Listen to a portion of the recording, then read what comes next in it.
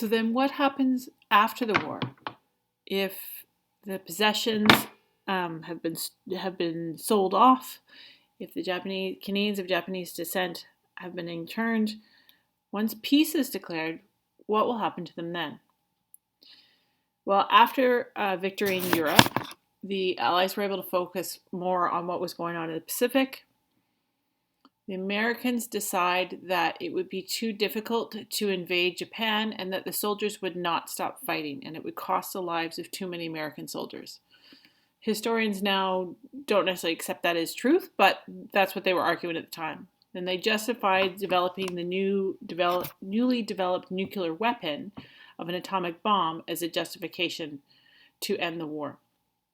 So the president decides that dropping the bomb on Japan because it was the only way to get the Japanese to surrender and save American troop lives. So on August 1945, the Enola Gay takes off and flies over Hiroshima.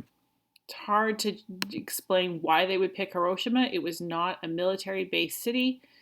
It was mostly wood and civilians.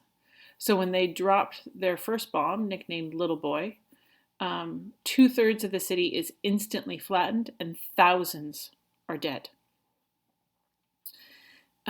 Those that would survive would have radiation poisoning and either die in weeks, months, or years, depending on their proximity and how bad they were affected. This news is kept secret from the rest of Japan. They do not know that the bomb has been dropped in Hiroshima. And so, thinking that they need to do more, the Americans drop another bomb on the city of Nagasaki. The Japanese military can see the plane coming. They expect that it is another plane with a bomb. They do not warn the city. And Nagasaki is also dropped, and thousands die instantly.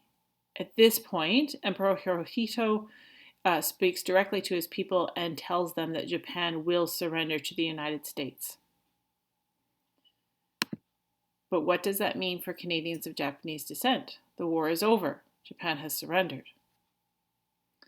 After the war, the federal government decides that removing all Canadians of Japanese descent from British Columbia is the permanent solution. There was a popular song in the 20s and 30s. It was sung in bars, and it's White Canada Forever. This kind of indicates that this was not really about the war, but about making British Columbia white. The Japanese, remember, 75% of them were born in Canada, are forced to choose between deportation to Japan, where many of them do not speak the local language, which has been traumatized by war and bombs, or they will be forcibly moved east of the Rocky Mountains into the rest of Canada. Public protests by Canadian citizens will stop this, but not before 4,000 of them are deported from the country.